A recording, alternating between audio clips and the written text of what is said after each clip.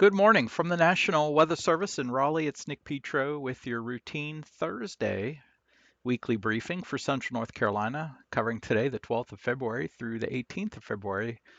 And let's go ahead and jump into this briefing.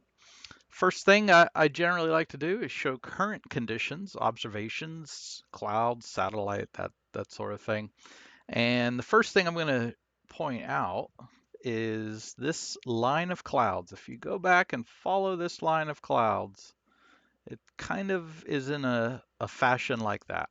Okay.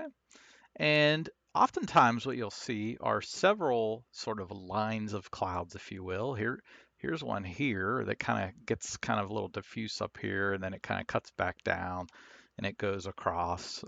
These are basically where uh, the jet streams are located, a polar jet stream, subtropical jet stream, and essentially these jet streams separate air masses. So you'll notice on either side of this line, there's a transition in temperatures. So south of this southernmost yellow line, you have temperatures in the 60s, okay, real nice. And north of that line, you're cooler, 30s, 40s, maybe 50s. Okay, and then there's a sort of another sort of dividing line, if you will. That was kind of this one right here, where you get separate temperatures in the 20s from the 30s. Here's another one right here where you're separating, some interesting temperatures in the sub-zero. So, in other words, on either side of these streams of wind, separate air masses. Okay, so back to this one right here.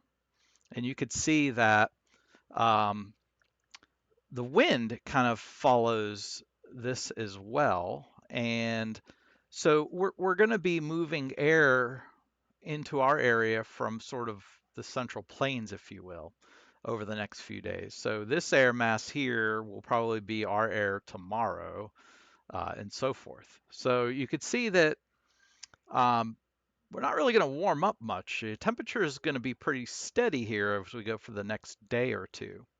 And we're going to have to wait until this trough right here, and here's the center of it, until this trough shifts east. And when it does, then this whole jet stream, this ridge right here, and this trough will also shift east. And eventually, what will happen is we'll get into the southerly flow that's over the southwest US, will eventually get over the south and southeast, and will warm up probably 2, 3 days from now. But also, when you have sort of this upper trough moving east, it's also pushing this part of the jet stream, which helps drive cold fronts and air mass changes eastward. And as this flow ahead of it turns up from the southwest, we're going to bring in lots of moisture from the Gulf region, and even some leftover Pacific moisture. So that will set the stage for maybe a day and a half of rain for us here over late in the weekend. Okay, so that's kind of how things are evolving. Eventually, once this system here over the western North America makes its way east, we will begin to warm up. Okay, so back to our slides, and we'll convey all this in the slides. Right now, we do have the high pressure, but it's over us, but it's not really bringing any change of air mass other than just a steady air mass, right? It's coming from the air mass will continue temperature-wise will be the same tomorrow as it is today. Okay, so that weather system out across the southwestern portions of North America. Here it is right here by Saturday. And then by Monday, it's already off the coast. Um, so I probably should have showed a Sunday graphic. I apologize for that. Because if I showed you you know what, we'll go ahead and show you a Sunday graphic. Because I'll just go right to the source where I got these from. Whoops, and where did I get this from? I got this from, bear with me here for just a second, WPC.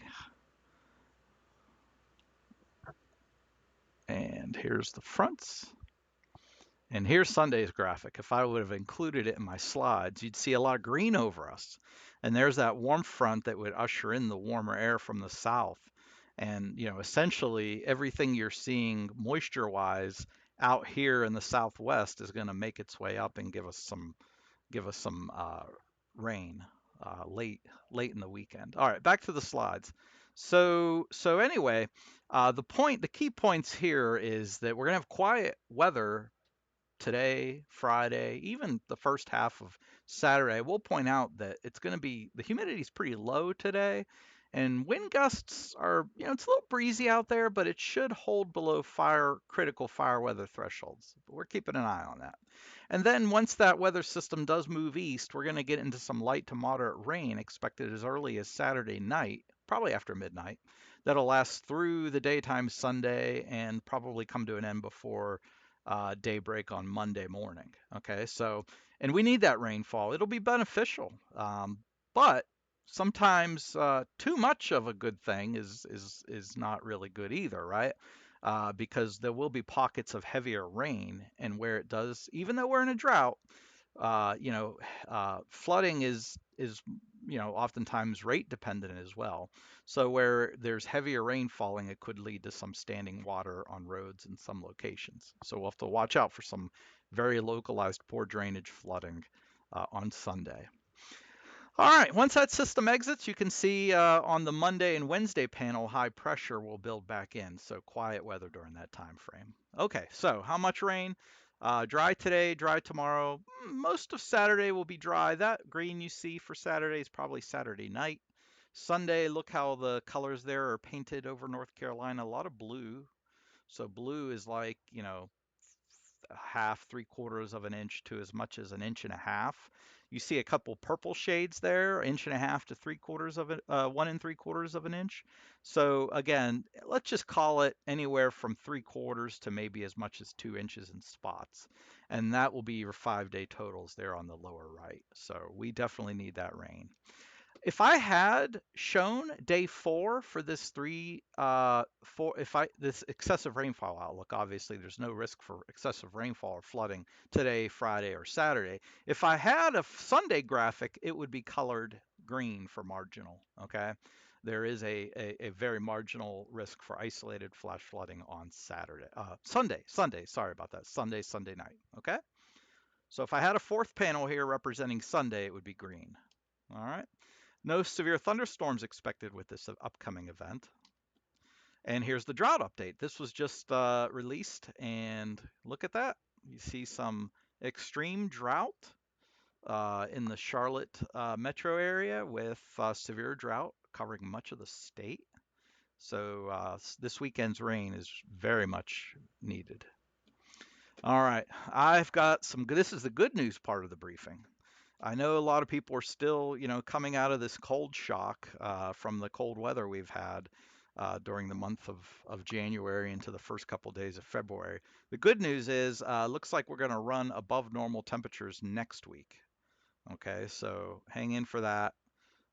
It should be nice. And then we're kind of going to be on the border between, a dry east and potentially some weather systems for the west. We'll keep an eye on that. But the main story is warming next week.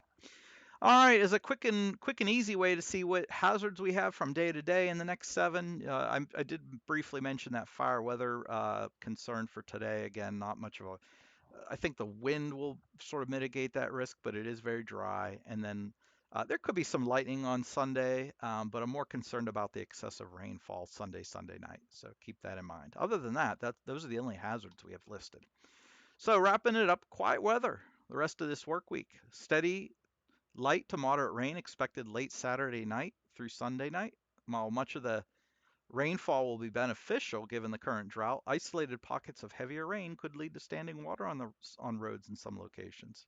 So watch out for that localized flooding Sunday night. And then high pressure, quiet weather returns from mid Monday through Wednesday, and again a warming trend for the 8 to 14-day outlook. And I mentioned in terms of hazards and impacts, the low humidity and the pockets of heavier rain. So those are our hazards for this briefing.